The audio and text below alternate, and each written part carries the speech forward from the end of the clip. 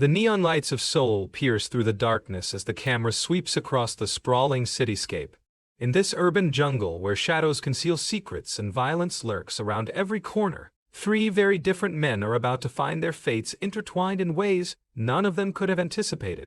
The city breathes with a life of its own, its streets pulsing with the rhythm of legitimate business by day and criminal enterprise by night. In the heart of this metropolitan maze, Jang Dong-soo runs his criminal empire with an iron fist wrapped in expensive suits.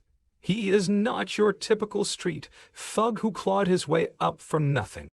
Dong-soo carries himself with the confidence of a man who has built something significant, something that commands respect in the underworld.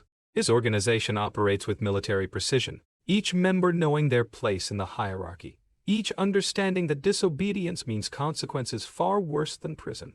The camera follows Dong-soo as he moves through his territory like a king, surveying his domain.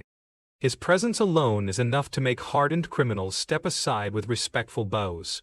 This is a man who has transcended the crude violence of street crime and elevated it to something resembling corporate efficiency. Yet beneath the polished exterior lies a brutality that surfaces when his authority is challenged or his business threatened.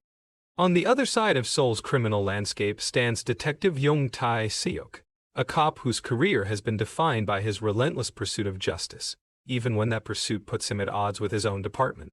Tae-seok is the kind of officer who refuses to look the other way when corruption rears its head, who cannot sleep peacefully knowing that criminals walk free due to technicalities or political interference.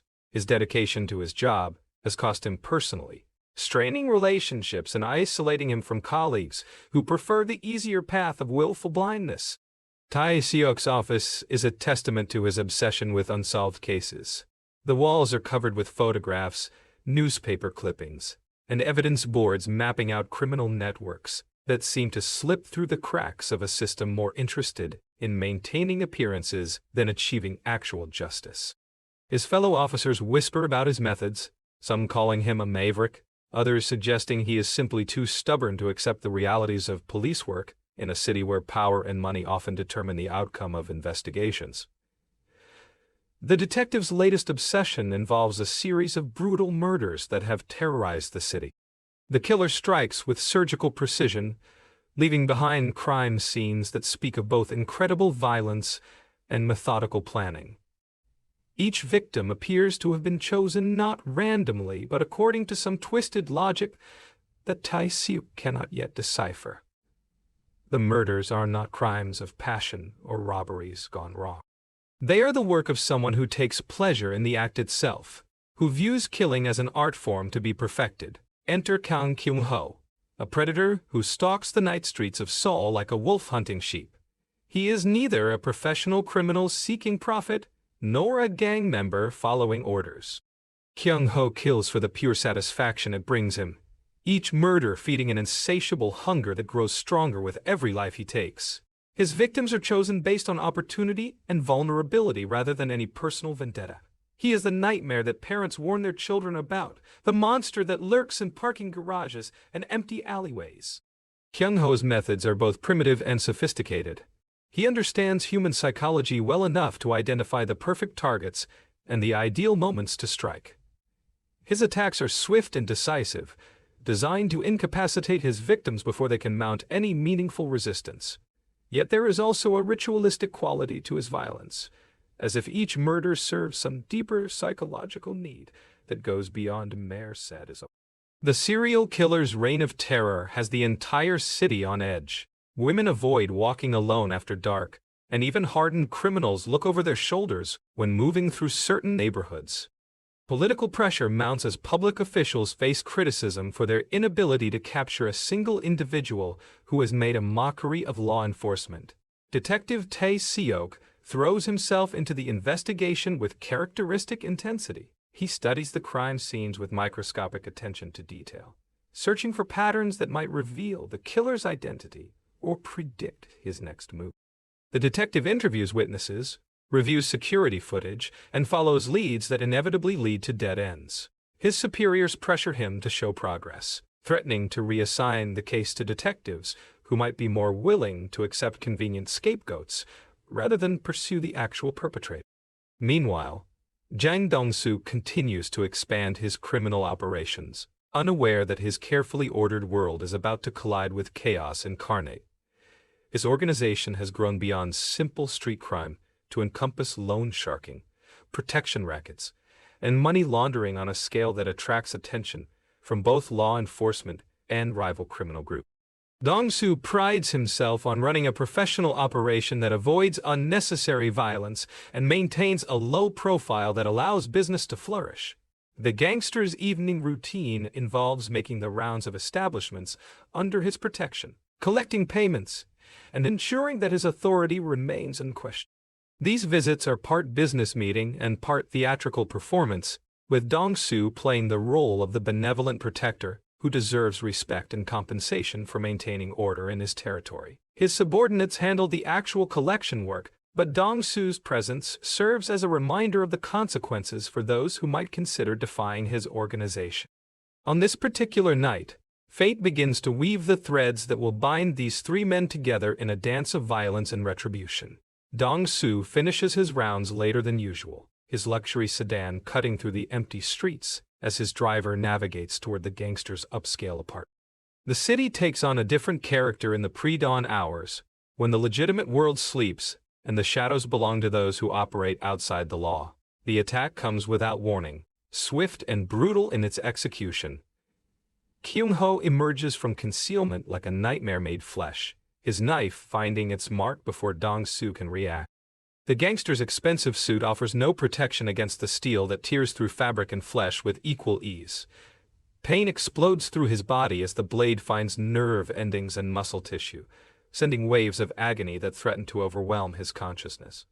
But Jang Dong-seok did not build his criminal empire by surrendering to adversity. Even as blood flows from his wounds, even as the serial killer presses his advantage with methodical precision, the gangster fights back with the desperate strength of a man who refuses to become another victim. His hands find purchase on his attacker's clothing, and muscle memory from countless street fights guides his movements as he struggles to turn the tables on his would-be killer. The battle that ensues is neither elegant nor choreographed. It is a raw, primal struggle between two apex predators, each fighting for survival using every weapon at their disposal. Kyung-ho has the advantage of surprise and preparation, his knife designed for maximum damage in minimum time. But Dong-seok possesses the experience of someone who has faced death before and emerged victorious, his body hardened by years of violence and his mind sharpened by the constant threat of retaliation from enemies. The fight spills across the parking garage where the attack began, both men leaving trails of blood as they grapple for dominance. Dong-seok's training in various martial arts serves him well, allowing him to create distance when the killer presses too close and to strike back when opportunities present themselves. Kyung-ho's single-minded focus on killing begins to work against him as the gangster proves more resilient than his previous victims. In a moment that will haunt both men for the remainder of their lives, Dong-seok manages to gain the upper hand. His fist connects with Kyung-ho's face with enough force to stagger the serial killer, creating the opening the gangster needs to escape. But even as he flees, bleeding and traumatized, Dong-seok makes a crucial observation. He sees his attacker's face clearly, memorizing features that will become burned into his memory with crystal clarity. Kyung-ho, for his part, experiences something unprecedented in his killing career.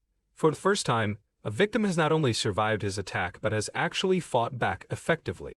The serial killer finds himself lying on the concrete floor of the parking garage, tasting his own blood and grappling with the reality that his perfect record has been broken. More than that, he knows that his face has been seen, his anonymity compromised by someone who will undoubtedly seek revenge. The immediate aftermath of the attack finds Dong-seok stumbling through the streets of Seoul, his expensive suit torn and blood-stained, his body racked with pain from multiple stab wounds. He knows that seeking medical attention through normal channels would invite questions he cannot answer without exposing the true nature of his business. Instead, he makes his way to underground medical facilities that cater to criminals and others who cannot afford the scrutiny of legitimate healthcare providers. the doctor who treats Dong-soo's wounds, is accustomed to handling patients who arrive under mysterious circumstances. No questions are asked about the nature of the injuries or the identity of the person responsible. The medical professional works with efficient precision, cleaning and suturing wounds, while the gangster grits his teeth against pain that serves as a constant reminder of his vulnerability. As he recovers from the immediate trauma of the attack, Dong-soo begins to process what has happened to him. The realization that someone dared to assault him, to treat him like a common victim rather than a figure of respect and fear, ignites a rage that burns hotter than his physical wounds.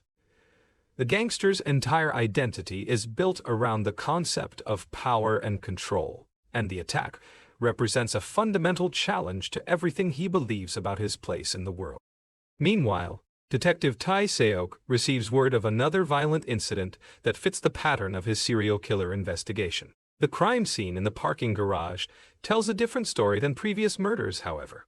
Instead of a helpless victim left dead for investigators to discover, the evidence suggests a prolonged struggle between two individuals, both of whom apparently left the scene alive.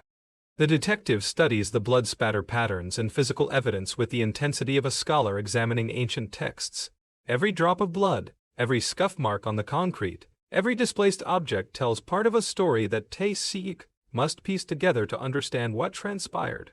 The killer's previous attacks had been clinical in their efficiency, leaving little evidence beyond the corpses of his victims. This scene represents something different, a deviation from the established pattern that might provide the breakthrough the investigation desperately needs. Forensic analysis reveals that the blood belongs to two different individuals, confirming Tae-seok's theory that the killer encountered unexpected resistance.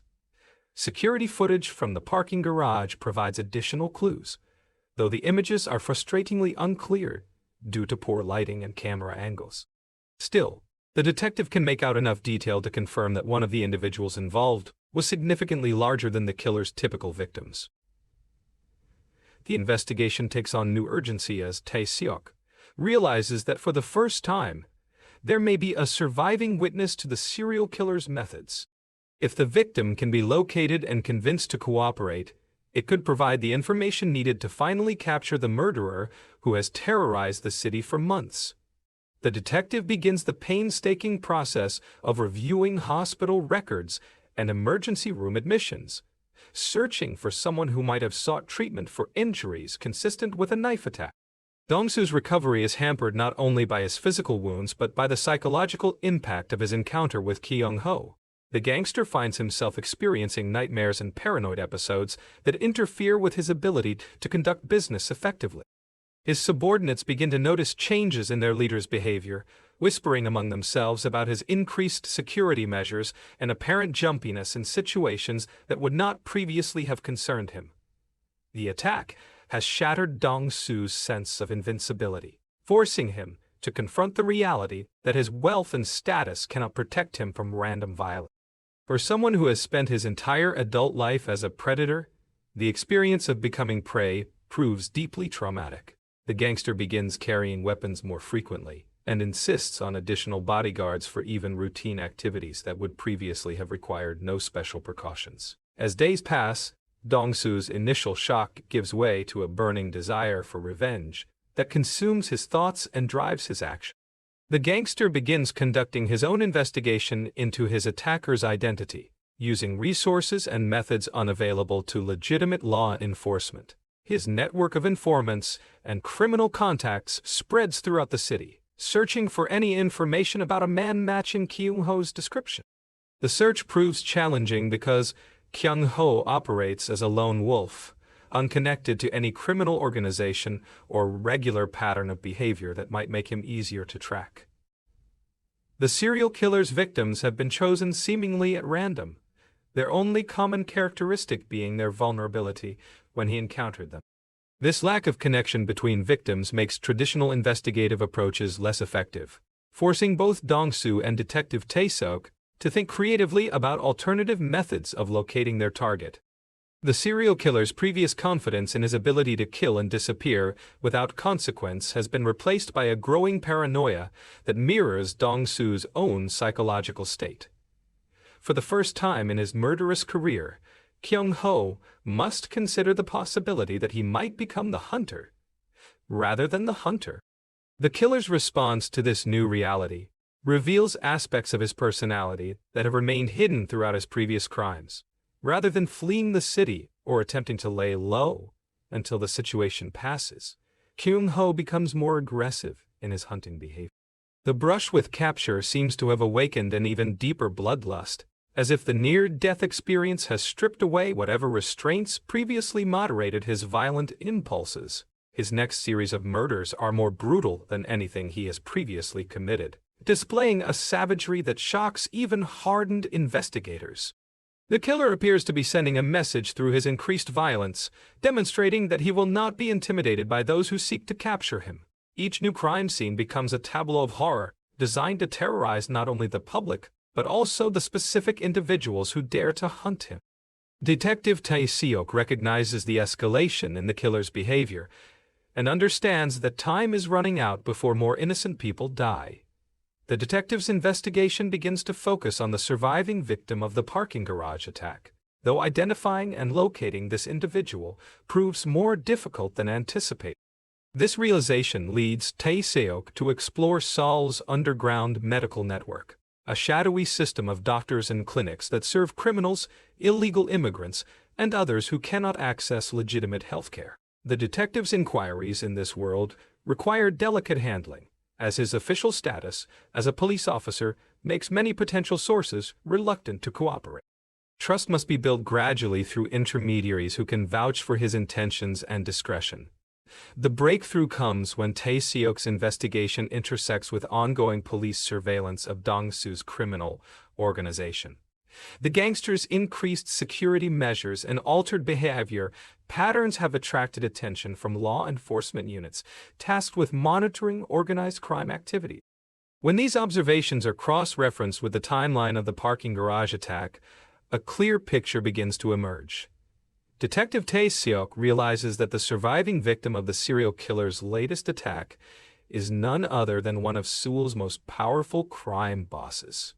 This discovery presents both opportunities and complications for the investigation. On one hand, Dong-soo possesses resources and motivation that could prove invaluable in tracking down the killer.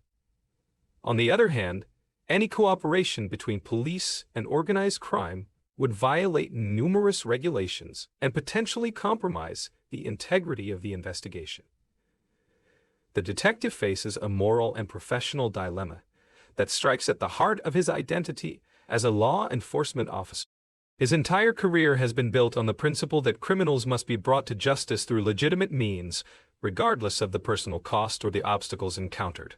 The idea of working with someone like Dong-soo challenges everything Tae-seok believes about the proper relationship between police and the criminal underworld.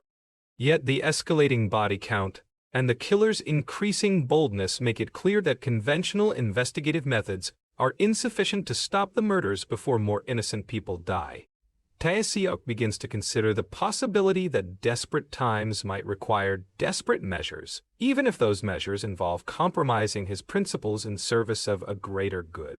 The detective's internal struggle intensifies when another victim is discovered, this one bearing signs of torture that suggest the killer took significantly more time with his work than in previous murders.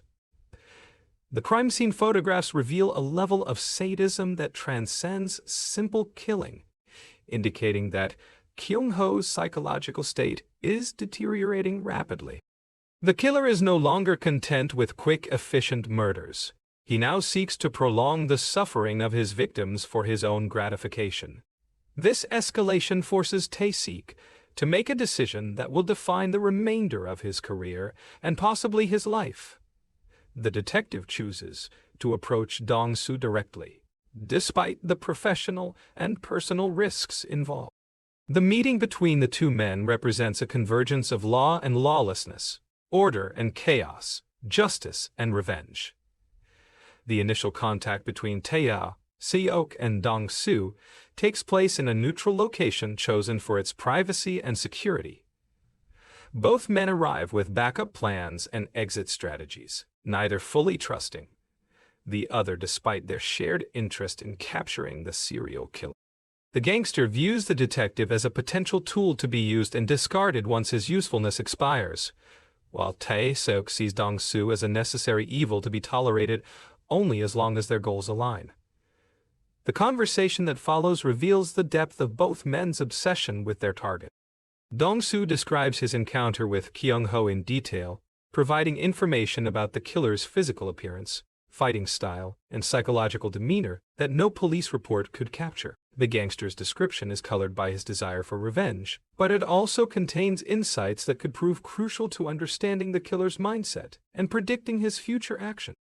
Tae-seok shares selected information from the police investigation, carefully choosing details that might help locate the killer without compromising ongoing operations or revealing investigative techniques. The detective makes it clear that any cooperation between them must remain unofficial and that he cannot guarantee protection for Dong-soo's criminal activities once the serial killer case is resolved. Despite their mutual suspicion and fundamental differences in worldview, both men recognize that their best chance of success lies in combining their resources and expertise. Dong-soo's criminal network can reach places and people that legitimate law enforcement cannot access, while Tae-seok's access to police resources and forensic capabilities provides scientific analysis and coordination that individual efforts cannot match. The unlikely partnership that emerges from their meeting operates according to strict rules designed to protect both parties' interests. Information is shared on a need-to-know basis, with each man maintaining separate chains of command and operational security. Neither fully trusts the other, but both understand that their temporary alliance serves their immediate purposes better than continued independent action. The search for Kyung-ho intensifies as both the police investigation and Dong-soo's criminal network focus their efforts on locating the serial killer. The combined resources create a web of surveillance and intelligence gathering that covers virtually every corner of Seoul's underworld and many aspects of legitimate society as well. The killer's previous anonymity becomes increasingly difficult to maintain as more eyes search for him and more sources provide potential leads. Kyung-ho's response to the increased pressure reveals his adaptability and cunning. Rather than being intimidated by the manhunt, he begins to view it as an escalating game of cat and mouse that provides additional excitement to his killing spree. The serial killer starts leaving more obvious clues at his crime scenes, taunting his pursuers with evidence that seems to point toward his identity while actually leading them further from the truth. The killer's psychological profile begins to emerge more clearly as his behavior patterns shift in response to external pressure. Dr. Elizabeth Harrington, a criminal psychologist consulting on the case, notes that Kyung-ho displays characteristics of both organized and disorganized serial killers, making him particularly difficult to predict and capture. His ability to maintain careful planning, while also acting on violent impulses, suggests a sophisticated understanding of human psychology combined with severe antisocial personality disorder. The psychological analysis proves valuable in predicting some aspects of the killer's behavior, but it also reveals the depth of his pathology and the likelihood that he will continue killing until he is stopped by force. Attempts at negotiation or psychological manipulation are unlikely to succeed with someone whose fundamental worldview revolves around the dominance and destruction of other human beings. As the investigation progresses, tensions begin to emerge within both the police department and Dong-soo's criminal organization. Some of Tae-seok's colleagues question his methods and express concern about his apparent willingness to work outside official channels. The detective finds himself increasingly isolated within his own department, viewed with suspicion by superiors who worry about potential corruption or rule violations.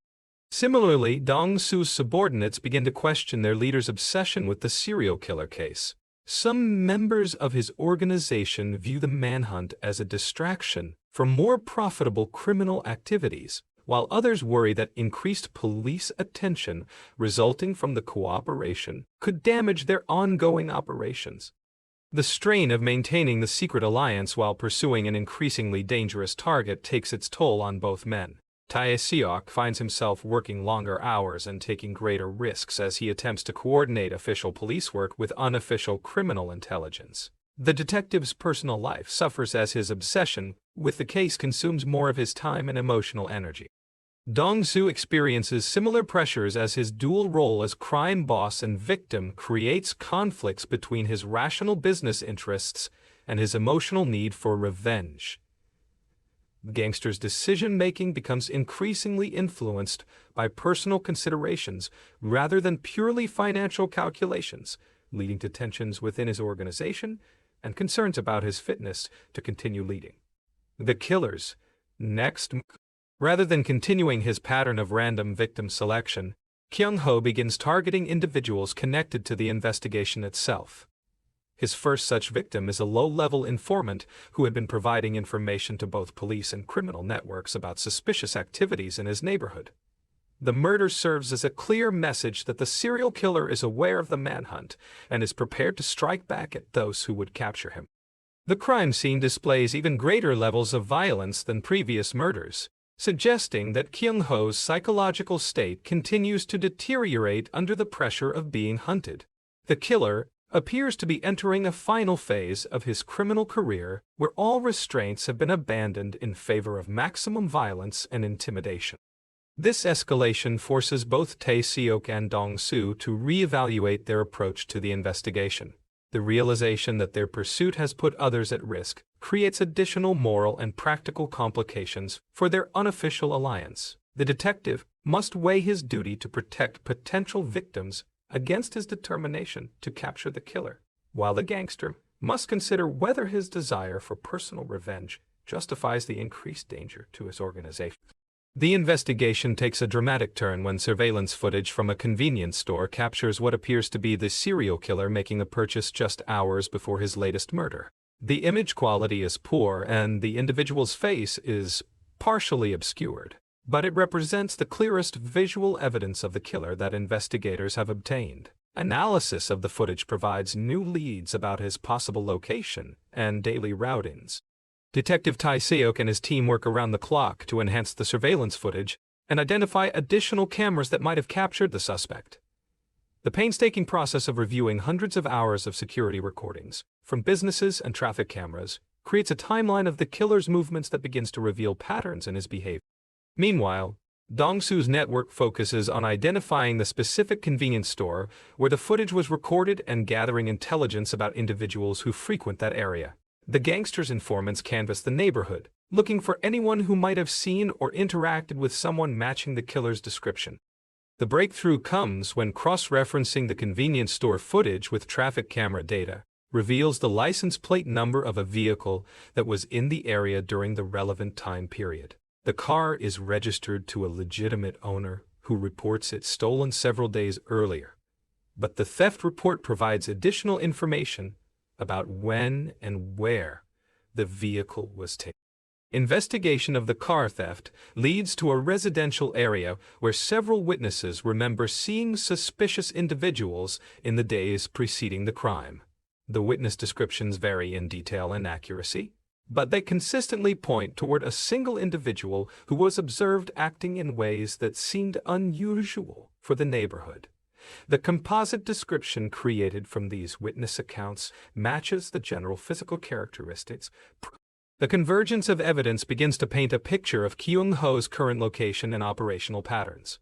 The serial killer appears to be using stolen vehicles for transportation and selecting his hunting grounds based on their proximity to areas where he can blend in with the general population. His choice of targets suggests familiarity with Seoul's neighborhoods and an understanding of police patrol patterns that allows him to avoid detection.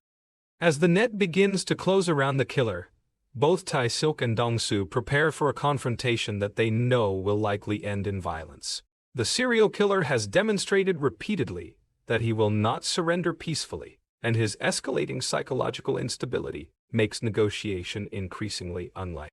Both men understand that when they finally corner Kang-Ho, the encounter will be a fight for survival rather than a simple arrest. The detective ensures that he and his team are properly equipped and prepared for an armed confrontation with a suspect who has already proven his willingness and ability to kill. Tactical planning includes consideration of civilian safety, evidence preservation, and the legal requirements for justifiable use of force.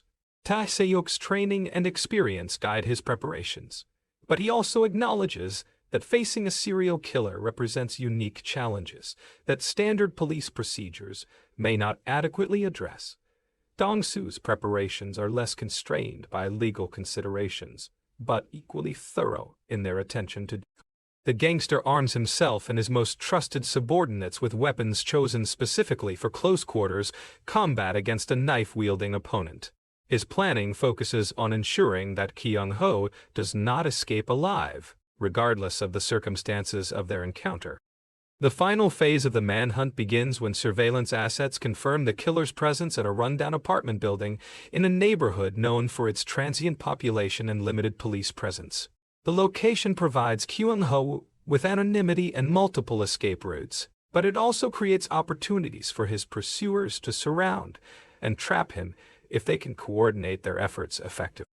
Both Tae-seok and Dong-seok receive intelligence about the killer's location nearly simultaneously, creating a race to reach the scene first. The detective must follow official protocols for surrounding the building and attempting to take the suspect into custody alive, while the gangster operates under no such constraints. The potential for conflict between the two factions adds another layer of complexity to an already dangerous situation. The apartment building where Kyung-ho has taken refuge is a maze of narrow corridors and small rooms that favor a defender familiar with the layout. The killer has chosen his hiding place well, selecting a location that limits his pursuer's ability to use superior numbers while providing him with multiple options for escape or ambush. The building's other residents create additional complications, as their presence increases the risk of civilian casualties if violence erupts. Detective Tae-seok arrives at the scene with a tactical team trained in building clearance and hostage rescue operations. The officers establish a perimeter around the building while specialists analyze the structure and develop entry plans designed to minimize risk to innocent bystanders. The detectives' team is professional and well-equipped, but they operate under rules of engagement that prioritize preservation of life over operational efficiency. Their tactics are effective but brutal, relying on intimidation and violence to clear potential obstacles from their path.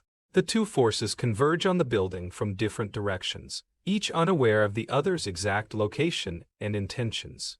The potential for friendly fire incidents increases as armed men move through the darkened corridors without clear communication or coordination.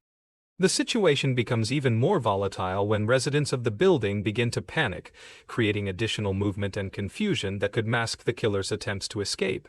Kyung-ho becomes aware of the approaching forces and begins to implement his own escape plan. The serial killer's familiarity with the building's layout gives him advantages over his pursuers, allowing him to move through areas that they have not yet secured. His plan involves creating distractions and diversions that will allow him to reach the roof of the building, where he has prepared alternative escape routes. The fires force both police and criminal searchers to divide their attention between pursuing their target and evacuating civilians, exactly as Kyung-ho intended. Detective Tae-seok finds himself torn between his duty to capture the killer and his responsibility to protect innocent lives. The detective coordinates with fire department personnel to ensure that residents can escape safely while maintaining enough tactical personnel to prevent Kyung-ho from escaping in the confusion.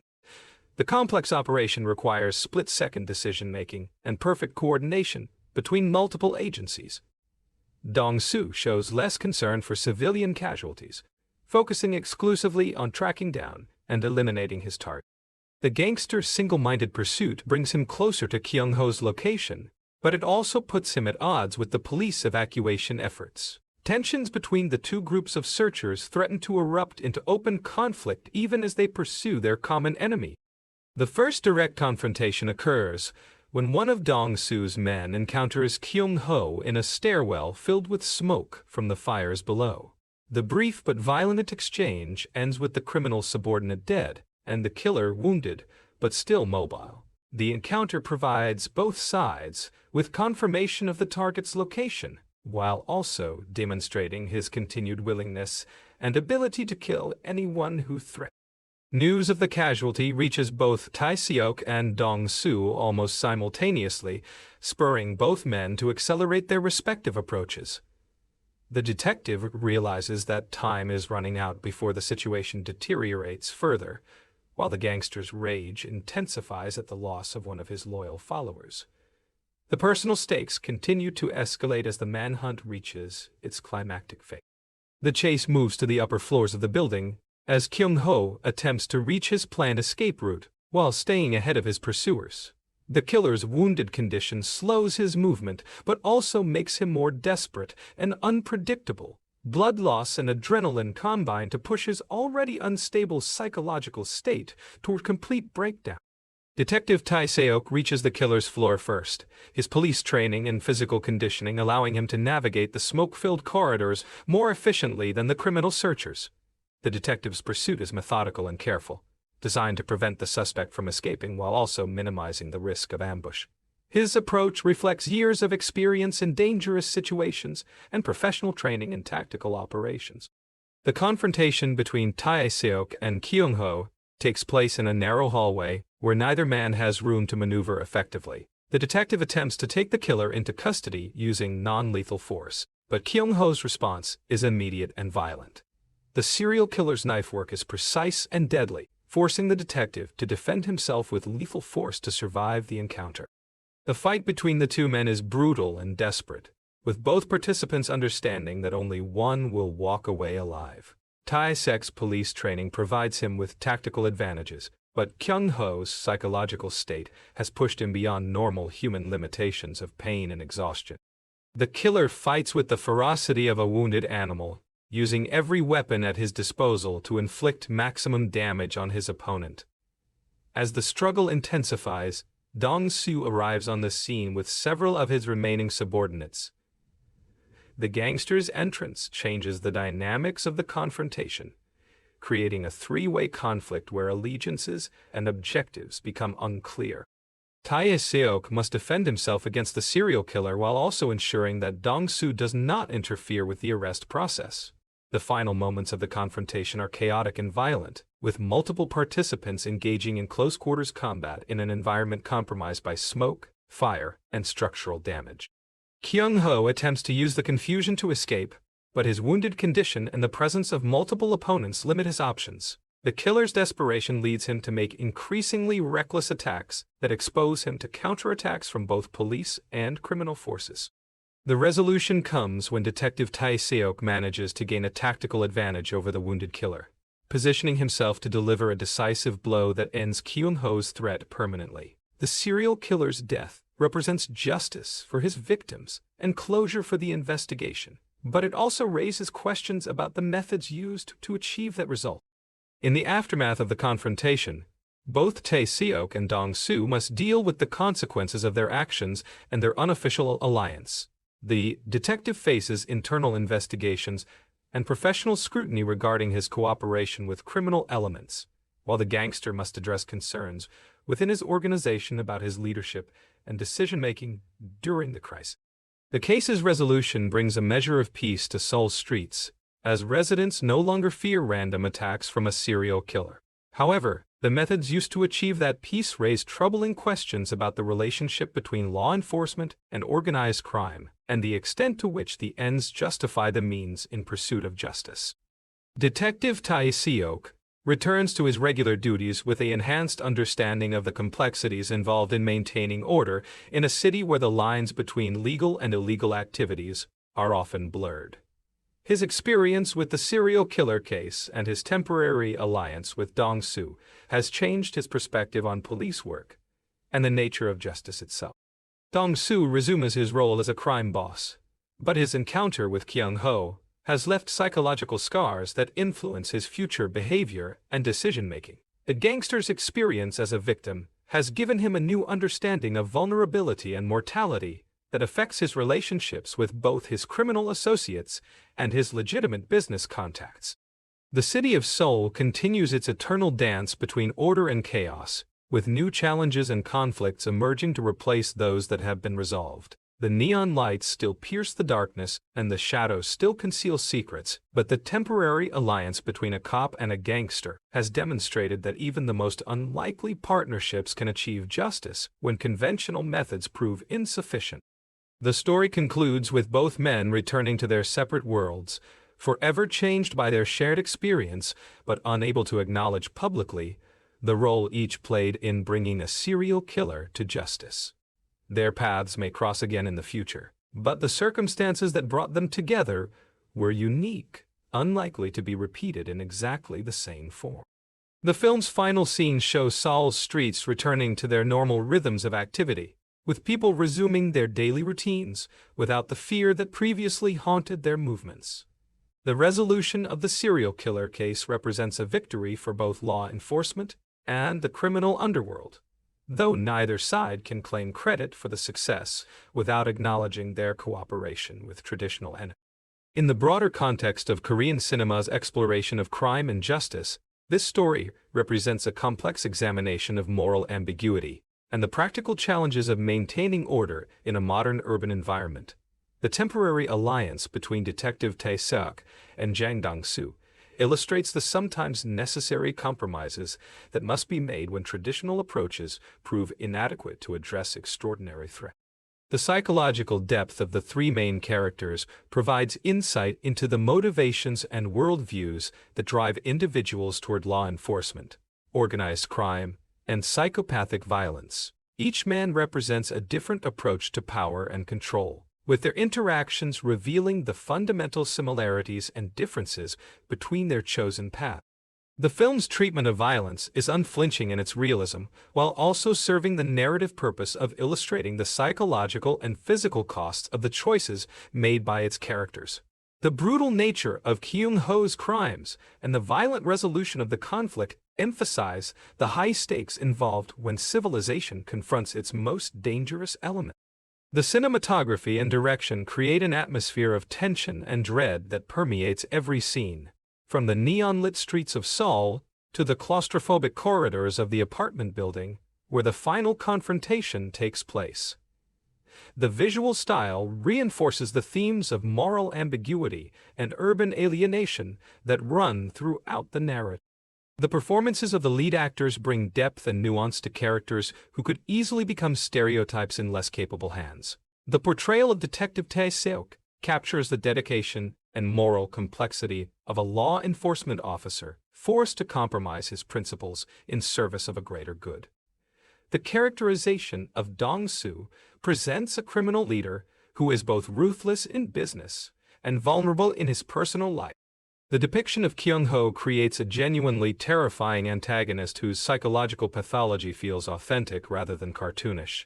The screenplay balances action sequences with character development, ensuring that the violence serves the story rather than overwhelming it. The pacing builds tension gradually before exploding into the climactic confrontation, allowing audiences to understand the motivations and stakes involved before the final resolution.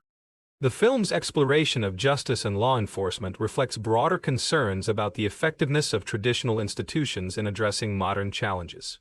The cooperation between Tae-seok and Dong-seok suggests that rigid adherence to official procedures may sometimes prevent the achievement of actual justice, while also acknowledging the dangers inherent in abandoning legal constraints. The cultural context of contemporary Seoul provides a rich backdrop for exploring themes of tradition versus modernity, individual versus collective responsibility, and the role of violence in maintaining social order.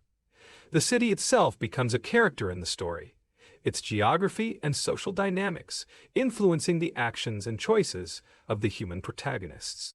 The resolution of the central conflict provides emotional satisfaction while also raising questions about the sustainability of the methods used to achieve it. The death of the serial killer eliminates an immediate threat, but does not address the underlying social conditions that produced him or the systemic issues that prevented his earlier capture through conventional means. The aftermath of the case forces both Tae-seok and Dong-seok to confront the personal costs of their choices and the implications for their future actions.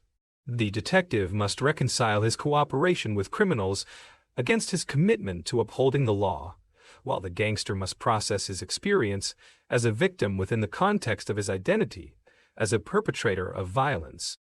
The film's conclusion suggests that while extraordinary circumstances may justify extraordinary measures, Such exceptions cannot become the norm without fundamentally altering the nature of law enforcement and criminal justice. The temporary alliance between cop and gangster represents a pragmatic response to an immediate crisis rather than a sustainable model for future cooperation.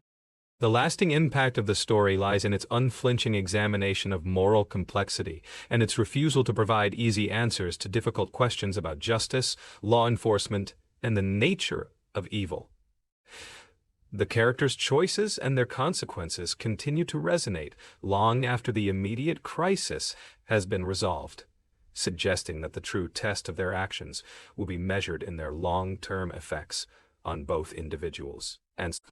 The themes explored in this narrative reflect universal concerns about safety, justice, and the balance between individual rights and collective security. While the specific cultural context is uniquely Korean, the fundamental questions raised by the story transcend national boundaries and speak to shared human experiences of fear, vulnerability, and the search for protection from those who would do harm. The technical aspects of the filmmaking support and enhance the storytelling, with cinematography, editing, and sound design working together to create an immersive experience that draws audiences into the world of the characters. The attention to detail in depicting both police procedures and criminal operations adds authenticity to the narrative and helps ground the more dramatic elements in recognizable reality.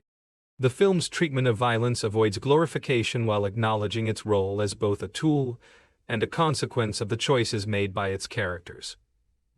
The brutal nature of the serial killer's crimes serves to justify the extreme measures taken to stop him, while also illustrating the psychological damage inflicted on both victims and those who must confront such evil. The character development throughout the story shows how extraordinary circumstances can reveal hidden aspects of personality and force individuals to confront their own limitations and assumptions. The evolution of the relationship between Tae-seok and Dong-soo, from mutual suspicion to grudging cooperation, demonstrates the potential for unexpected alliances when shared interests override traditional antagonism. The pacing of the narrative builds tension gradually, while providing character moments that allow audiences to understand and empathize with the protagonist's motivations. The balance between action and reflection ensures that the story remains engaging, while also providing emotional depth and psychological insight. The resolution of the central conflict provides closure while also acknowledging that the issues raised by the story extend beyond the immediate. The death of the serial killer eliminates one threat but does not address the broader questions about crime, justice, and social order that the narrative has explored. The film's exploration of corruption and compromise within law enforcement reflects real-world concerns about the challenges facing modern police departments. The pressure to produce results in high-profile cases can create incentives for officers to bend or break rules, potentially undermining public trust and the rule of law. The portrayal of organized crime avoids romanticization while acknowledging the complex social and economic factors that contribute to its existence. Dong-soo's criminal organization is presented as a business enterprise with its own codes and constraints rather than a purely predatory force, reflecting the reality that criminal groups often provide services and maintain order in areas where legitimate institutions are absent or ineffective. The psychological profile of the serial killer draws on established research about criminal psychology, while creating a specific character, Mu-yeol. The portrayal avoids the sensationalism often associated with fictional serial killers, while maintaining the sense of menace necessary for the story's dramatic impact. The supporting characters throughout the film serve important functions in illustrating the broader social context within which the main story unfolds. Police colleagues, criminal subordinates, and ordinary citizens all contribute to the sense of a living, breathing city where the actions of the protagonists have real consequences for the community as a whole. The film's visual style creates a distinct atmosphere that supports the narrative themes while also showcasing the unique character of contemporary Seoul. The contrast between the city's gleaming modern districts and its older, more rundown neighborhoods reflects the social tensions and economic disparities that provide context for the story's events. The sound design and musical score enhance the emotional impact of key scenes, while also building tension during action sequences. The audio elements work in conjunction with the visual components to create an immersive experience that draws audiences into the world of the characters and maintains engagement throughout the story's development. The editing and pacing decisions ensure that the story maintains momentum while providing adequate time for character development and thematic exploration. The structure of the narrative allows for multiple perspectives on events while building to war. The dialogue throughout the film serves multiple functions, advancing the plot while also revealing character motivations and exploring thematic content. The conversations between Tae-seok and Dong-soo are particularly important in establishing their reluctant partnership and the mutual respect that develops despite their fundamental differences in worldview and methodology. The film's treatment of violence and its consequences reflects a mature understanding of the psychological and social costs associated with criminal behavior and law enforcement responses. The portrayal avoids gratuitous brutality, while acknowledging that confronting dangerous criminals sometimes requires the use of force that results in permanent consequences. The resolution of the story provides emotional satisfaction while also raising questions about the nature of justice. The temporary alliance between cop and gangster represents a pragmatic response to an extraordinary situation, but the long-term implications of such cooperation remain unclear and potentially troubling. The lasting impact of the narrative lies in its exploration of moral complexity and its refusal to provide simple answers to difficult questions about crime, justice, and social order. The characters' choices and their consequences continue to resonate beyond the immediate resolution of the plot, suggesting that the true significance of their actions will be measured in their long-term effects on both individuals and society as a whole. The weeks following the serial killer's death bring unexpected consequences that ripple through Seoul's interconnected web of law enforcement and organized crime. Detective Tae-seok finds himself reassigned to a desk job pending an internal affairs investigation into his unorthodox methods during the Kyung-ho case. The detective's superiors cite concerns about his cooperation with criminal elements and his failure to follow proper protocols during the apartment building confrontation. The internal affairs probe reveals the extent to which Tae-seok bent departmental rules in his pursuit of the killer. Phone records show unauthorized communications with known criminals. Surveillance footage captures him in locations he had no official reason to visit, and witness statements describe behavior that violated standard operating procedures. The investigation threatens not only his current position but his entire career in law enforcement. Meanwhile, Dong-soo's criminal organization faces scrutiny from rival gangs who view his cooperation with police as a sign of weakness or betrayal. Whispers circulate through Seoul's underworld that the powerful crime boss has become too close to law enforcement, potentially compromising the independence that has made his organization successful. Some of his own lieutenants begin to question whether their leader can still be trusted to protect their interests. The psychological aftermath of his encounter with Kyung-ho manifests in unexpected ways for Dong-soo. The gangster experiences recurring nightmares about the attack, often waking in cold sweats with phantom pain from wounds that have long since healed. His sleep patterns become erratic, and his appetite diminishes as stress takes its toll on his physical health. The man who once projected invincibility now jumps at sudden noises and constantly checks his surroundings for potential threats. Dr. Sarah Kim, a forensic psychiatrist brought in to evaluate the crime scenes, provides new insights into Kyung-ho's psychological profile that emerged during the post-case analysis. Her examination of the killer's apartment reveals a meticulous record-keeping system that documented each murder with photographs, newspaper clippings, and detailed written descriptions. The discovery of this archive provides closure for families of victims while also revealing the depth of the killer's obsession with his crimes. The apartment serves as a museum of horror, with walls covered in maps marking hunting territories and elaborate charts tracking police response patterns. Kyung-ho had been studying his pursuers as carefully as they had been studying him, learning from each encounter to refine his methods and avoid detection. The sophistication of his planning challenges previous assumptions about his psychological state and criminal organization. Among the killer's possessions, investigators discover a journal that provides disturbing insights into his thought processes and motivations. The entries reveal a mind consumed by violent fantasies that escalated from imagination to reality over a period of several years. The progression documented in these pages shows how seemingly normal thoughts can evolve into homicidal obsessions when left unchecked by moral constraints or social intervention. The journal entries also reveal that Kyung-ho had been aware of both the police investigation and Dong-seok's pursuit for longer than anyone suspected. He had been deliberately leaving clues and staging encounters to prolong the hunt, viewing the pursuit as an elaborate game that provided additional excitement to his killing spree. The realization that he could have been captured earlier if not for his manipulation of the investigation haunts both Tae-seok and Dong-seok.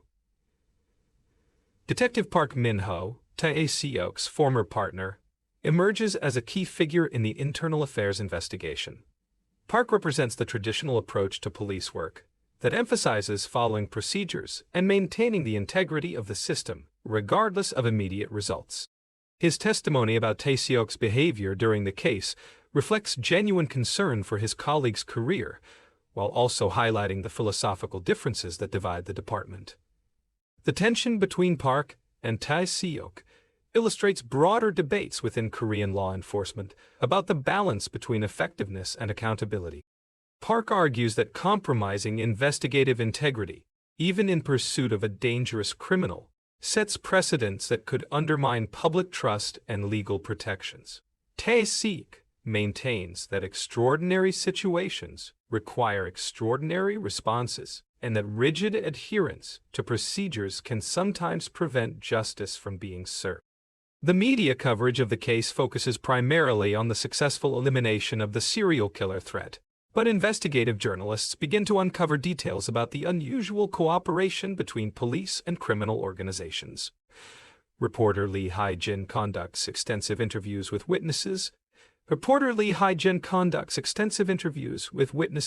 and sources close to the investigation, gradually piecing together a story that raises uncomfortable. Lee's investigation reveals that similar informal alliances between police and criminals have occurred in other cases, suggesting a pattern of behavior that extends beyond Tae-seok's individual choices. The reporter's work exposes systemic issues within the department that allow such arrangements to develop and persist without proper oversight or accountability measures. The public response to these revelations proves mixed, with some citizens expressing gratitude that the serial killer was stopped, regardless of the methods used, while others voice concern about the implications for civil liberties and the rule of law. Opinion polls show deep divisions along generational and ideological lines, reflecting broader societal debates about security versus freedom in contemporary Korea. Dong-seok's relationship with his subordinates becomes increasingly strained as the psychological effects of his trauma continue to manifest. His decision-making becomes more erratic, alternating between periods of excessive caution and moments of reckless aggression that put his organization at risk. The Gangster's lieutenants begin making contingency plans for leadership succession, preparing for the possibility that their boss may no longer be capable of effective command. The most significant challenge to Dong-seok's authority comes from his second-in-command, Kim Sang-woo, who argues that the organization needs stronger leadership to navigate the current crisis. Kim points to the increased police attention and rival gang pressure as evidence that Dong-seok's cooperation with law enforcement has damaged their operational security and market position. The brewing conflict threatens to tear apart an organization that has remained stable for over a decade. Tae-seok's wife, Jung, becomes increasingly concerned about her husband's emotional state and professional prospects. The detective's obsession with the case has taken a toll on their marriage, creating distance and tension that began during the investigation and continues to grow during the aftermath. Ma Young struggles to understand how the man she married could have cooperated with criminals, even in pursuit of a greater good.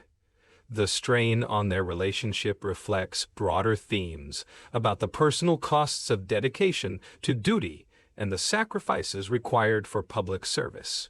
Ma Young's perspective represents that of ordinary citizens who want to feel safe, but also expect their protectors to operate within legal and moral. Her internal conflict mirrors society's ambivalence about controversial law enforcement methods. The legal ramifications of the case extend beyond internal police matters to include potential criminal charges against those involved in the final confrontation. Prosecutors must decide whether to pursue charges against Dong-seok and his men for their role in the apartment building incident, balancing the desire to maintain law and order against the practical reality that these individuals helped eliminate a dangerous threat to public safety. The prosecutorial review reveals complex questions about citizen participation in law enforcement and the extent to which private individuals can legally assist. Legal scholars debate whether Dong-seok's actions constitute vigilantism that should be prosecuted or civic duty that should be commended, with implications extending far beyond this specific case. International attention begins to focus on the case as foreign law enforcement agencies study the methods used and their effectiveness in resolving a complex criminal investigation.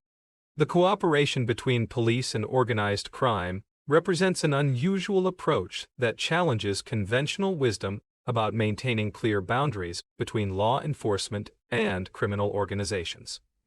Academic researchers from universities around the world examine the case as a study in crisis management, and analysis focuses on how traditional bureaucratic structures can evolve to address novel threats, and what safeguards. The families of Kyung-ho's victims face their own challenges in processing the resolution of the case and moving forward with their lives. While they express gratitude that their loved one's killer has been stopped, many struggle with questions about why the murders were allowed to continue for so long, and whether different approaches might have prevented some of the deaths. Support groups form among victim families, providing forums for sharing grief and seeking answers about the investigation's conduct. These groups become advocates for reforms in police procedures and victim services, channeling their pain into efforts to prevent similar tragedies in the future. Their advocacy efforts influence policy discussions. They advocate to ongoing debates about law enforcement effectiveness. The psychological impact in Seoul's general population. Proof. Even after the killer's death, many residents continue to exhibit behavioral changes that developed during the height of the murder spree. Increased security consciousness, altered daily routines, and persistent anxiety about personal safety reflect the deep psychological wounds inflicted by Kang-ho's crimes. Mental health professionals report increased demand for counseling services related to trauma and anxiety. The community's collective healing process requires time and therapeutic intervention, highlighting the broader social costs of violent crime beyond the immediate victims and their families. The economic impact of the case extends to businesses and property values in neighborhoods where murders occurred or where the investigation was most intensive. Restaurant owners, shopkeepers, and service providers in affected areas report decreased foot traffic and reduced revenues as people avoid locations associated with violence or increased police activity. Insurance companies reassess risk factors and premium structures based on crime statistics and law enforcement effectiveness. The insurance industry's response reflects broader economic calculations about security and safety that influence business. Political figures attempt to capitalize on various aspects of the case to advance their own agendas and policy proposals. Conservative politicians emphasize the need for stronger law enforcement tools and reduced restrictions on police methods, while liberal voices call for greater oversight and accountability measures to prevent future abuses of power. The political discourse surrounding the case becomes entangled with broader debates about crime policy, civil liberties, and the role of government in ensuring public safety. Campaign seasons see candidates taking positions on the specific methods used and their implications for future law enforcement practices, making the case a touchstone for larger ideological battle. Religious and community leaders organize prayer services and healing ceremonies designed to help the community process the trauma and move toward recovery. These spiritual responses address needs that secular institutions cannot fully meet, providing comfort and meaning to those struggling to understand how such evil could emerge in their midst. The interfaith cooperation that emerges from these healing efforts. Buddhist temples, Christian churches, and other spiritual centers work together to provide counseling, memorial services, and community support programs that transcend traditional denominational boundaries. Educational institutions begin incorporating lessons from the case into criminal justice curricula and police training programs. The unconventional methods used and their effectiveness provide valuable case study material for future law enforcement officers, while also highlighting the ethical dilemmas that can arise in high-pressure situations. Police academies revise their training protocols to include scenarios based on the serial killer case, challenging cadets to consider how they would handle similar situations while maintaining professional standards and legal compliance. These training exercises generate intense debates about the proper balance between effectiveness and adherence to procedures. Technology companies examine the investigative methods used in the case to identify opportunities for improving forensic capabilities and information sharing systems. The combination of traditional police work and criminal intelligence networks reveals gaps in current technological infrastructure that could be addressed. Surveillance system manufacturers and security service providers use the case to market their products and services, arguing that better technology could have prevented some of the murders or led to earlier capture of the killer. The commercial response to the case influences public and private spending on security measures throughout the city. The unusual cooperation between Detective Tae-seok and crime boss Dong-seok provides insights into how institutional boundaries might be temporarily suspended during crisis situations without permanently compromising system integrity. Foreign police departments send observers to study Korean law enforcement methods and their application in the serial killer case. These international exchanges contribute to global discussions about best practices in criminal investigation and the role of non-traditional partnerships in addressing extraordinary threats to public safety. The case influences Korean popular culture, inspiring novels, films, and television dramas that explore themes of moral ambiguity and institutional adaptation. Creative works based on the events provide alternative perspectives on the ethical dilemmas faced by the protagonists while also serving as vehicles for broader social commentary. Documentary filmmakers begin projects examining the case from multiple angles, interviewing participants and witnesses to create comprehensive records of the events. These documentary projects contribute to historical preservation.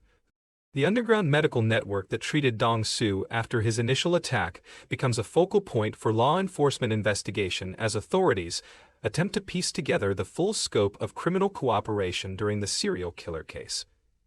Dr. Yoon Hyun-sik, the physician who treated the gangster's wounds, finds himself caught between patient confidentiality obligations and mounting legal pressure to reveal details about his involvement. The medical underground represents a shadow healthcare system that serves individuals who cannot access legitimate medical services due to legal status, criminal background, or the nature of their injuries. Dr. Yoon's clinic operates in the gray areas of medical ethics, providing necessary care while avoiding the reporting requirements that would expose patients to legal consequences or immigration enforcement. The investigation into the underground medical network reveals connections to human trafficking, illegal immigration, and other criminal enterprises that extend far beyond Dong-seok's organization. Police discover that the clinic has treated victims of domestic violence, undocumented workers, injured in dangerous jobs, and individuals involved in various illegal activities throughout Seoul's criminal underworld. Detective Tae-seok's replacement on active duty, Detective Cho Myung-soo, lacks his predecessor's intuitive understanding of criminal psychology and street-level intelligence gathering. Cho's by-the-book approach yields limited results in follow-up investigations related to the serial killer case, highlighting the unique skills and methods that made Tae-seok effective despite his controversy. The contrast between the two detectives' approaches becomes apparent when Cho attempts to investigate loose ends from the Kang-Ho case using only official channels and approved procedures. His inability to develop the informal networks and unconventional alliances that proved crucial to the original investigation demonstrates how institutional constraints can limit law enforcement effectiveness. Dong-seok's nightmares intensify as the anniversary of his attack approaches, manifesting in increasingly severe insomnia and paranoid episodes that affect his ability to conduct business effectively. The gangster begins seeing shadows of his attacker in crowds and experiencing panic attacks triggered by unexpected sounds or movements. His psychological deterioration accelerates as he struggles to maintain his public image while privately battling overwhelm. The crime boss seeks help from a traditional Korean healer who specializes in trauma recovery using ancient herbal remedies and meditation techniques. Master Kang Woo-jin operates outside the conventional medical system, treating psychological wounds through spiritual cleansing and energy rebalancing methods that have been used for centuries to address the aftermath of violence and trauma. The sessions with Master Kang reveal cultural dimensions of healing and recovery that complement but do not replace modern psychological treatment. The traditional approach addresses spiritual contamination from exposure to evil, providing Dong-seok with frameworks for understanding his experience that connect to broader Korean beliefs about the supernatural consequences of violence. Lee Hae-jin's investigative journalism uncovers evidence of similar informal police criminal cooperation in other major cities throughout Korea, suggesting that the Seoul case represents part of a larger pattern rather than an isolated incident. Her research reveals that pragmatic alliances between law enforcement and organized crime have emerged in response to threats that overwhelm conventional police capability. The reporter's investigation expands to include interviews with retired police officers who describe previous cases where unofficial cooperation proved necessary to address extraordinary criminal threats. These veterans provide historical context for understanding how institutional adaptation occurs during crisis situations, revealing that such arrangements have precedence in Korean law enforcement history. The publication of Lee's investigation. Editorial responses divide along predictable ideological lines, with conservative commentators defending pragmatic approaches to public safety, while liberal voices warn about the erosion of democratic governance and legal protections.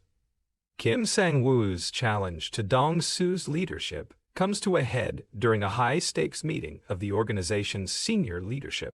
The confrontation takes place in a private room at an upscale restaurant, where formal protocol masks the underlying power struggle that threatens to fracture the criminal enterprise. The meeting's outcome will determine not only leadership succession, but also the organization's future direction and survival. The leadership crisis within Dong-seok's organization attracts attention from rival criminal groups who view the internal conflict as an opportunity to expand their own territory and influence.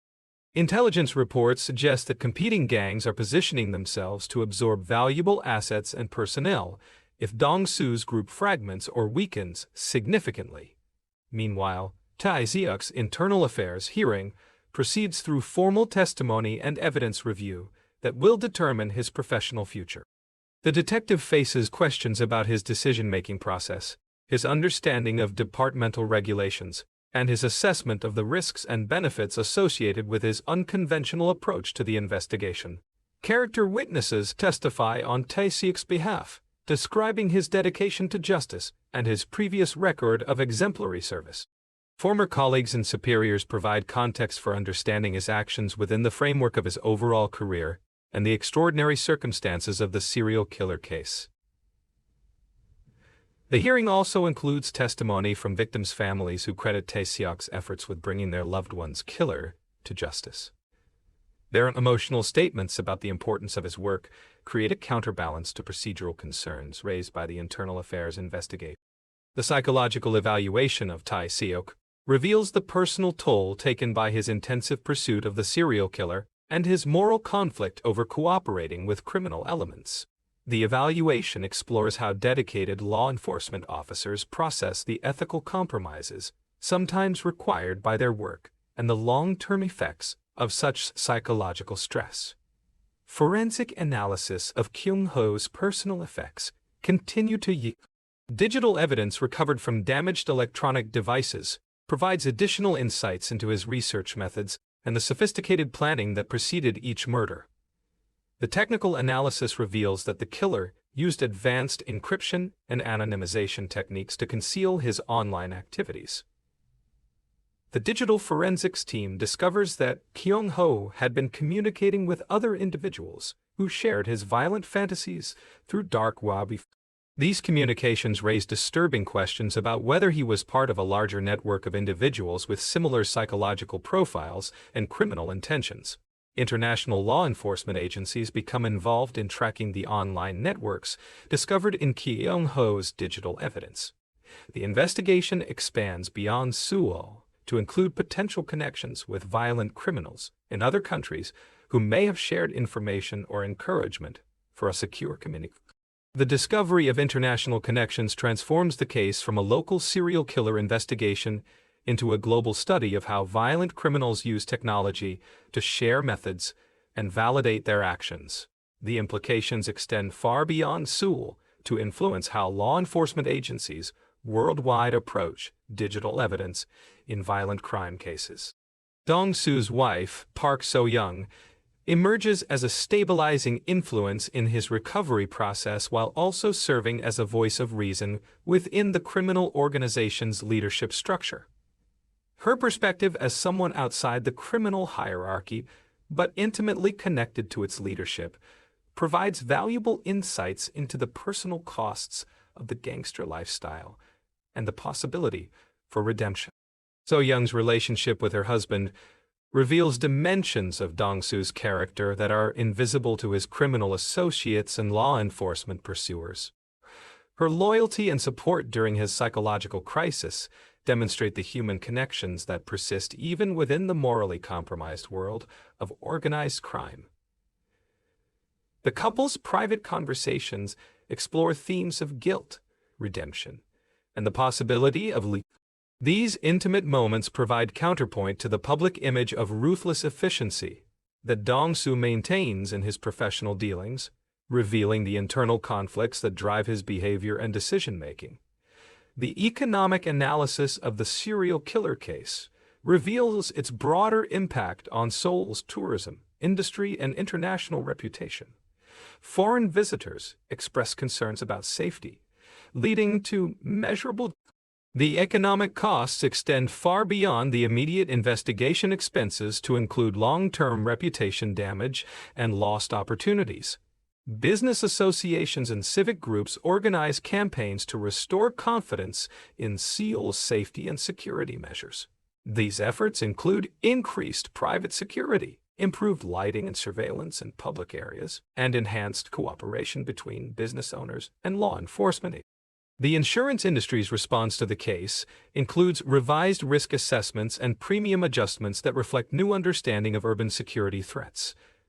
Insurance companies develop specialized products designed to address the unique risks associated with serial violence and the economic disruption it creates. University criminology departments. These academic investigations seek to identify early warning signs and intervention opportunities that might prevent similar individuals from progressing to violent action. The academic research includes collaboration with international experts in criminal psychology and comparative criminology. The cross-cultural perspective provides insights into how different societies produce and respond to violent crime, contributing to global understanding of criminal behavior. Mental health advocacy groups use the case to highlight gaps in psychological services and early intervention programs. Their advocacy efforts focus on expanding access to mental health treatment and developing screening programs that might identify individuals at risk of developing violent tendencies before they act on those impulses. The case influences policy discussions about involuntary commitment, procedures, and the balance between individual rights and public safety in mental. Legal scholars debate whether current laws provide adequate tools for addressing individuals who pose potential threats but have not yet committed crimes. Religious communities grapple with theological questions about evil, redemption, and the possibility of rehabilitation for individuals who commit heinous crimes. The serial killer case challenges traditional beliefs about human nature and the capacity for moral transformation. Interfaith dialogue emerges as religious leaders from different traditions seek common ground in addressing the spiritual dimensions of violent crime and community healing. These conversations contribute to broader social discussions about forgiveness, justice, and the proper response to evil in contemporary society. The case becomes a reference point for international discussions about police reform and accountability measures. Law enforcement agencies worldwide study the Korean experience to understand how crisis situations can lead to institutional adaptation and what safeguards are necessary to prevent such adaptations from becoming permanent departures from democratic norms. Training programs for international police officers begin incorporating scenarios based on the Seoul serial killer case. These exercises challenge participants to consider how they would balance effectiveness. The legal precedents established by the case influence judicial decisions in subsequent criminal proceedings involving police misconduct or unconventional investigative methods. Court decisions reference the serial killer case when evaluating whether law enforcement actions were reasonable, given the circumstances and threats involved. Constitutional law experts analyze the case's implications for civil liberties and the rule of law. Their scholarship contributes to ongoing debates about emergency powers and the extent to which constitutional protections can be suspended or modified during crisis situations. Community organizations develop neighborhood watch programs and citizen safety initiatives, inspired by lessons learned from the serial killer case. These grassroots efforts reflect public desire to participate in their own protection, while also addressing concerns about the citizen involvement in safety initiatives creates new models for community police cooperation that maintain clear boundaries between civilian and law enforcement roles. These programs provide alternatives to the informal cooperation between police and criminals that characterized the original investigation. Technology companies develop new products and services designed to enhance personal safety and community security in response to concerns raised by the serial killer case. Innovation in personal security devices, emergency communication systems, and threat detection technology reflects market demand created by public awareness of vulnerability to random violence. The commercial response to the case influences urban planning and architectural design as developers incorporate enhanced security features into new construction projects. Buildings, public spaces, and residential developments begin reflecting design principles. The long-term psychological studies of individuals affected by the case provide insights into community resilience and recovery processes following traumatic events. Research findings contribute to understanding how societies heal from collective trauma and what interventions are most effective in promoting recovery and preventing long-term psychological damage. The emergence of copycat crimes begins to surface several months after Kang-ho's death, as disturbed individuals attempt to replicate his methods and achieve similar notoriety. These imitators lack the original killer's sophistication and psychological complexity, resulting in clumsy attempts that are quickly solved by law enforcement. However, their existence creates new anxieties within Seoul's population and challenges police resources already strained by ongoing investigations. Detective Cha Eun-ji, a criminal profiler newly assigned to the Special Crimes Unit, specializes in analyzing patterns among copycat criminals and understanding how media coverage influences criminal behavior. Her expertise becomes crucial as authorities attempt to distinguish between genuine threats and attention-seeking individuals who pose minimal danger to public safety.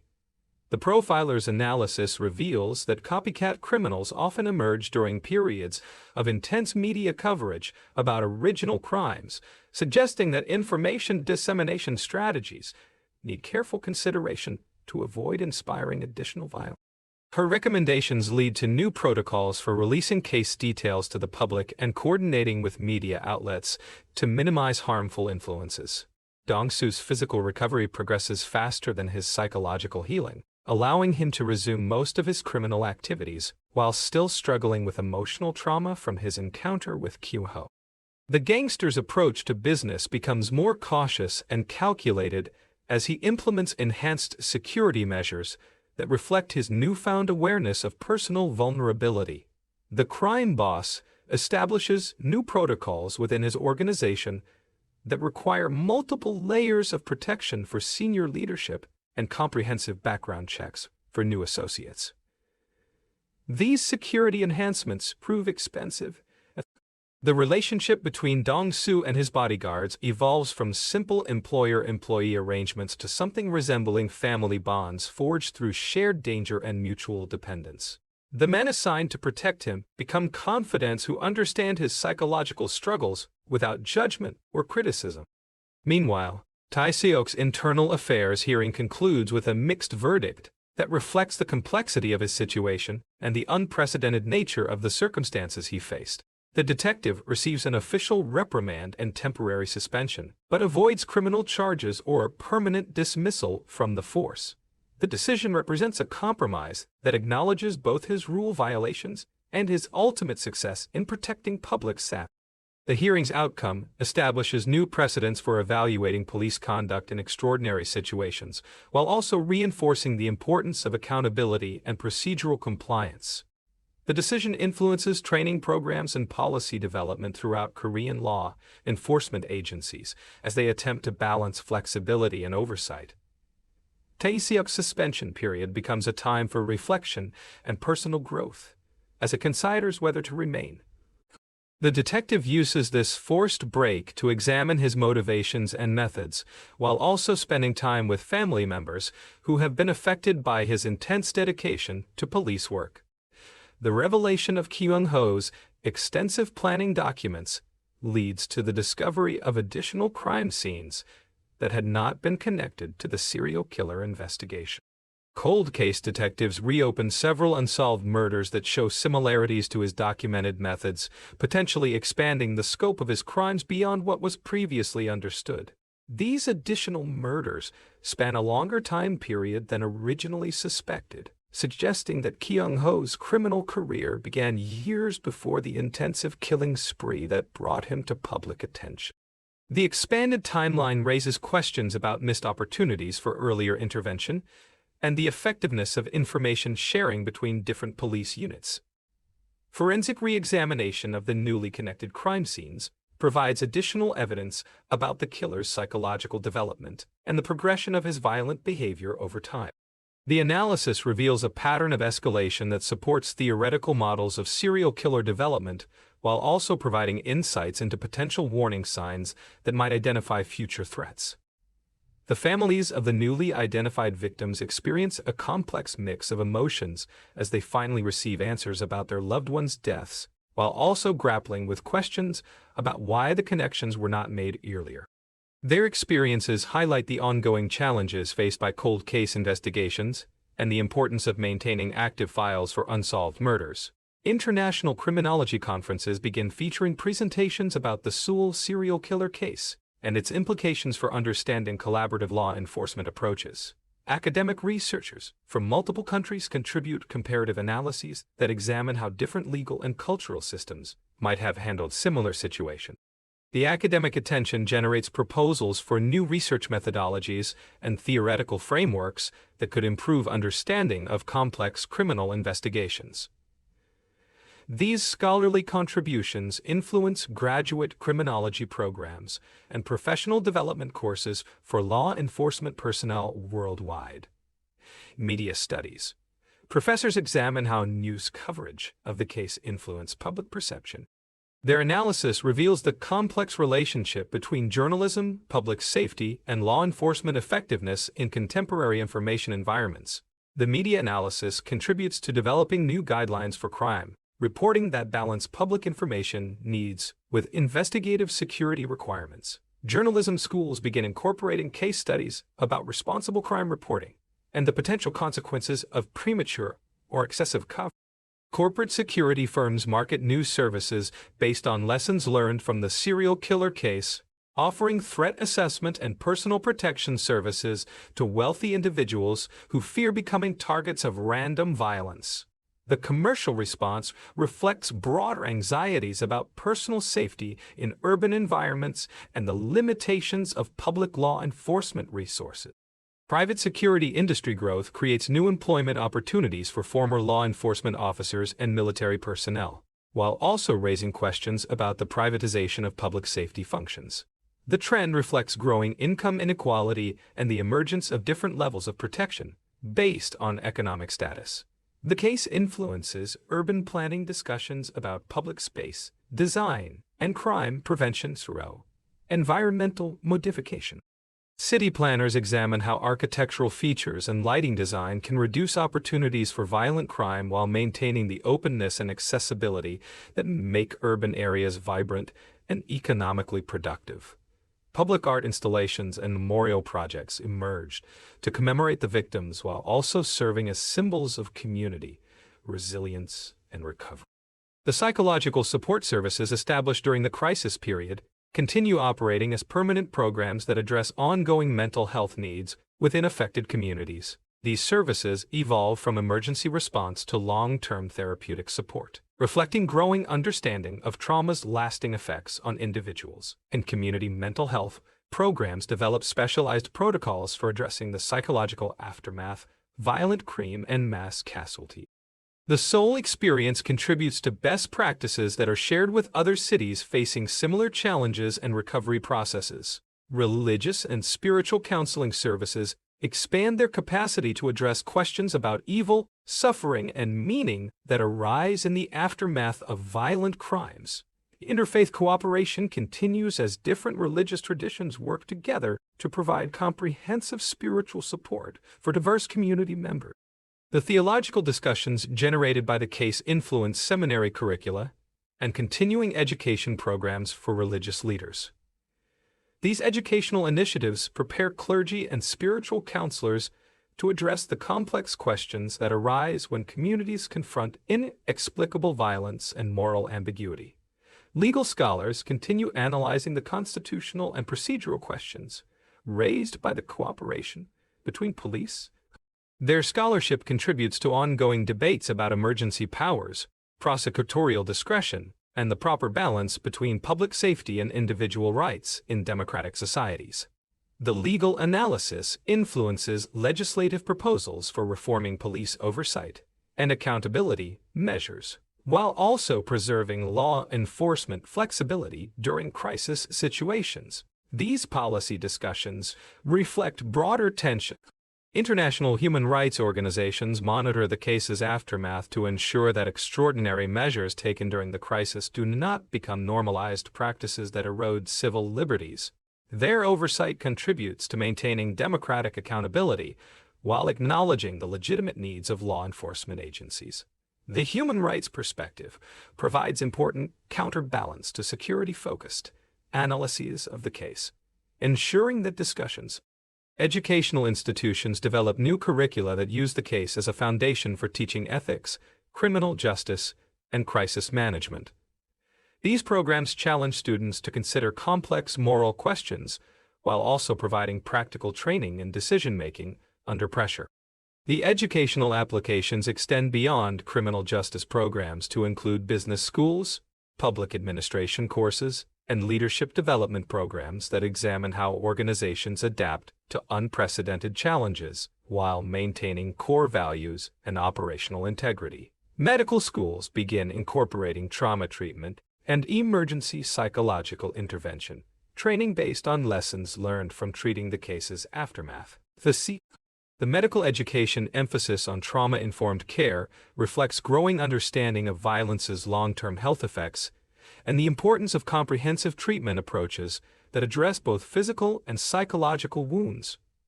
Technology development accelerates in areas related to crime prevention, investigation, and victim services as companies respond to market demand created by public awareness of security vulnerability. Innovation in forensic analysis, communication systems, and threat detection reflects lessons learned from the investigation's challenges and successes.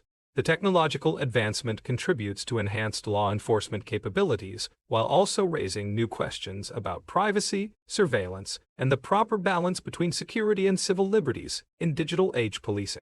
Economic impact studies reveal the full cost of the serial killer case, including direct investigation expenses, lost productivity, decreased tourism revenue, and long-term mental health treatment costs.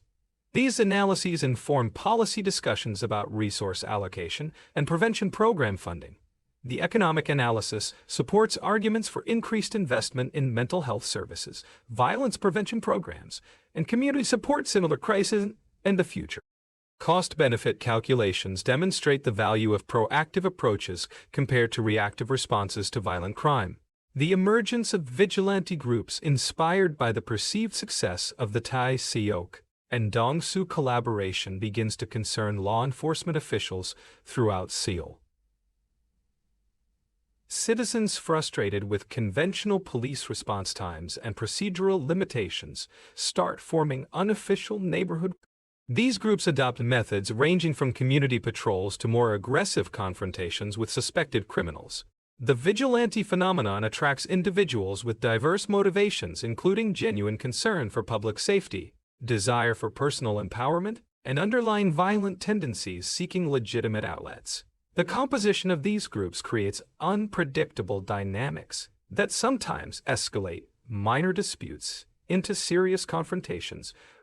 Detective Captain Wang Ji-won assumes responsibility for monitoring vigilante activities, while attempting to channel citizen security concerns into constructive cooperation with official law enforcement agencies. Her approach emphasizes community engagement and transparency to rebuild public trust in institutional capabilities while discouraging unauthorized enforcement actions. The captain's efforts include establishing formal. These programs aim to address the underlying frustrations that drive vigilante formation while maintaining clear boundaries between civilian and law enforcement roles. Dong-seok's criminal organization faces new challenges as law enforcement agencies implement enhanced surveillance and intelligence gathering capabilities developed in response to the serial killer case. The improved police methods make traditional criminal activities more difficult and expert. The adaptation process reveals internal divisions within the criminal organization as younger members advocate for embracing technological sophistication, while older associates prefer traditional methods that rely on personal relationships and territorial control. These generational conflicts reflect broader changes in organized crime as digital technology. The crime boss must navigate these challenges while still recovering from his psychological trauma and dealing with ongoing leadership questions within his organization.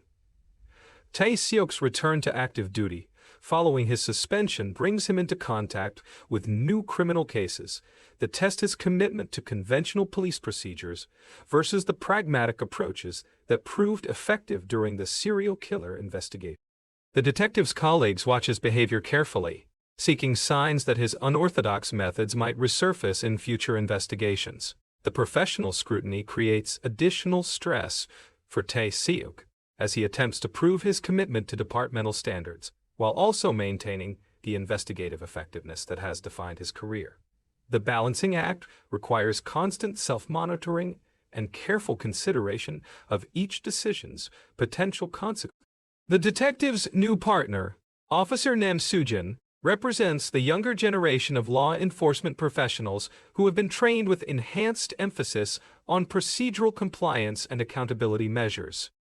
Her by-the-book approach creates tension with Tae-seok's experience-based intuition, leading to productive disagreements about investigative priorities and methods. The partnership dynamic illustrates broader generational differences within Korean law enforcement as traditional approaches encounter new training methodologies and technological capabilities. The collaborative relationship between the two officers provides opportunities for mutual learning, while also highlighting the challenges of institutional change. Legal reform initiatives of instruments examining the constitutional and procedural questions. Proposed changes included modified emergency powers provisions, enhanced oversight mechanisms for unconventional police methods, and clarified guidelines for civilian cooperation in law enforcement activities. The reform proposals generate intense debate among legal scholars, law enforcement professionals, and civil liberties advocates who disagree about the proper balance between security needs and constitutional. The legislative process reflects broader societal tensions about the role of government in ensuring public safety while preserving democratic governance principles. Public hearings on the proposed reforms feature testimony from diverse stakeholders, including victims' families, police officers, criminal defense attorneys, and constitutional scholars. The hearings provide forums for examining different perspectives on the case's significance and its implications for future law enforcement.